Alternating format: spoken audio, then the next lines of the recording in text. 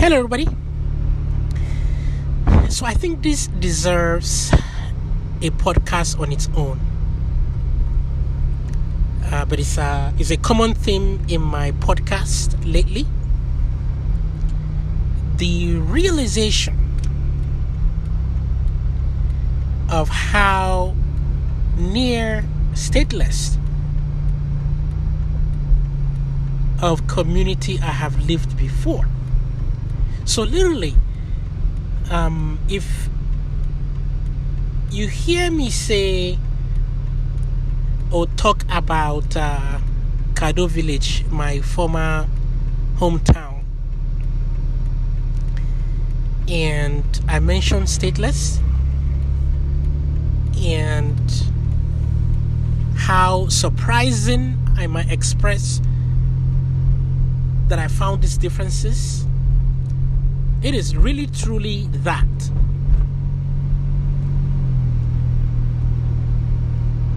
My whole life before now, I have always thought that we have to be backward to have no community government at all. We're really backward, and lacking community government is our only problem. And well, it's not the only problem, but it's what we need to steer us to prosperity. I've always thought, you decentralize the powers, like the power of education,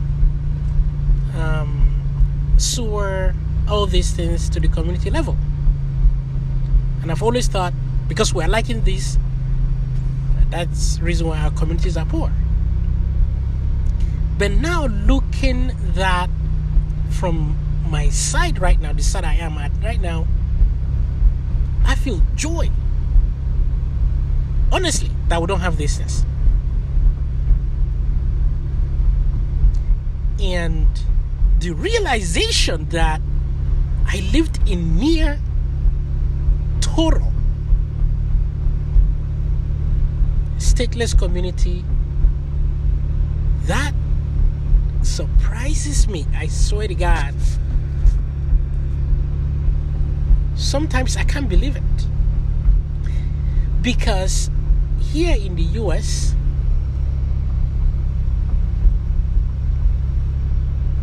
I was going through some criticisms of anarcho-capitalism, basically a free society, a society without government that upholds individual right, the non-aggression principle. I mean, like, people... One of the arguments that one person gave was that children won't be taken care of, the elderly won't be taken care of, and that people will just gang up and take over stuff. And they truly believe that. Because, of course, they are giving that for justification of the existence of government. Somewhere saying we need general laws to guide our affairs. So, looking back at Kado Village right now, where I am at, it blows my mind that what these people are saying totally existed. Well, not totally, because we are under a state, but under that community, there's little to no government, literally. There is no enforcement of government anything whatsoever. And that we didn't institute government of our own. So looking behind right now, I'm like, wow. So someone is arguing that children will be taken care of, and children were taken care of. Not the best, but I grew up there. I wasn't dumped in the gutter. The elderly will not be taken care of.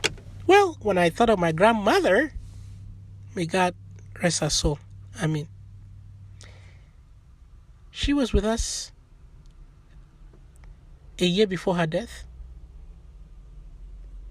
My parents took care of her. She was happy. And then someone forced her back into my mother's village, and she went there and died. She's my only grandma that I've known. All the three others, they've already died. And I don't know them. I don't even know how they look like. No pictures. So yeah, we took care of mother. Usually in the north, the tradition, I don't know if it's tradition or just the way things are, but if you can't take care of your parents actually go out begging. They actually beg. They sit on the street. People give them money. And that's how old people that whose children aren't taking care of them do. In fact, some actually, they take care of them, but they still do that. Some actually do that as a business. I know this because at least one old lady, she's still alive. She's passed. She do come to Abuja, where we were, for begging. She will leave my mother's village, come to Abuja and beg. If she stays at her hometown, my mother's village, she'll be fine. Absolutely, she'll eat, she has a house. So it's not necessarily because they don't have, but and I think the clue is, I'm weak. I want to do something. There's nothing for me to do or something like that. I want to come and beg. So yeah, elderly were taken care of that way. In other tradition, you don't see that a lot. In fact, you hardly see the Igbo people do that. The elderly usually don't beg. They are taken care of at their children's expense. So total lie that the elderly and children won't be taken care of.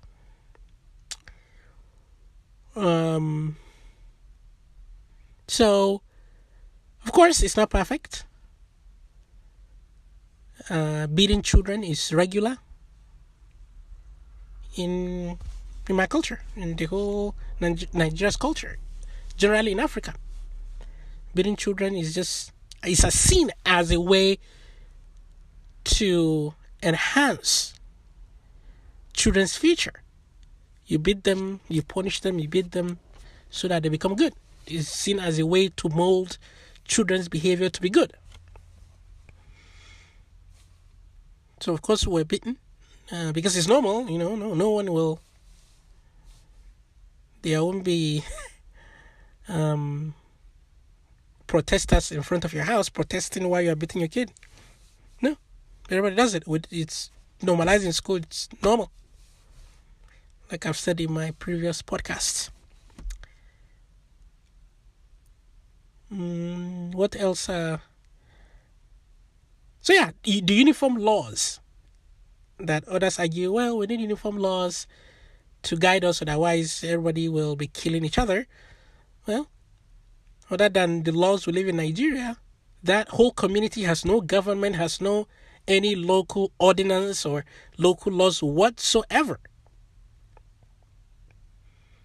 And we survived. I tell you, I wake up in the morning and I won't see people trying to kill me because there's no government to make a law, a local law. Total lie. It is nothing more than living in a place that your whole life you've grown up with government. Of course, you would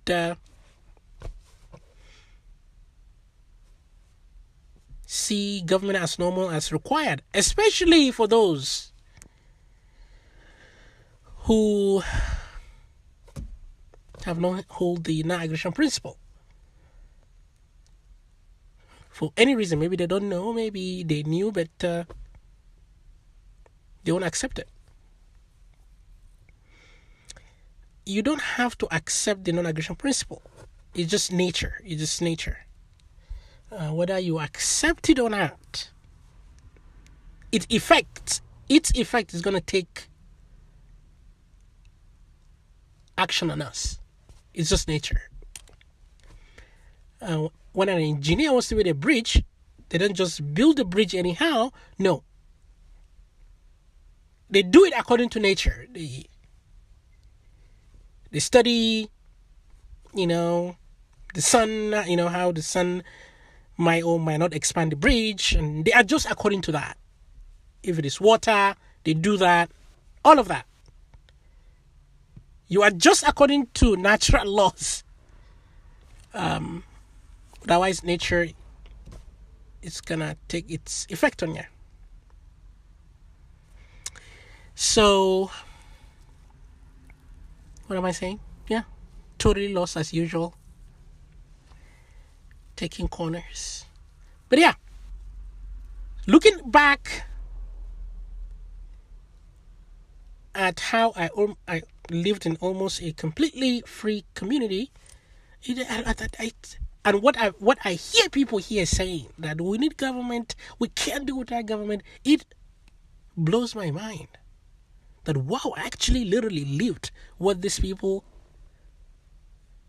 can't see. It amazes me. Totally. And I am in awe that actually these things exist. I live them. And it's awesome. I love where I come from even more, actually. And I pray government doesn't crawl down into these places.